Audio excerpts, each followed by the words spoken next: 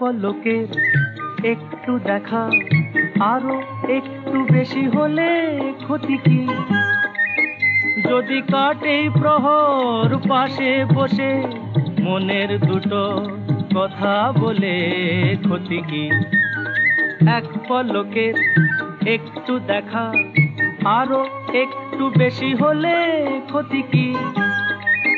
যদি কাটে প্রহর পাশে বসে মনের দুটো কথা বলে ক্ষতি কি? আহা হা ও হো হো আহা হা।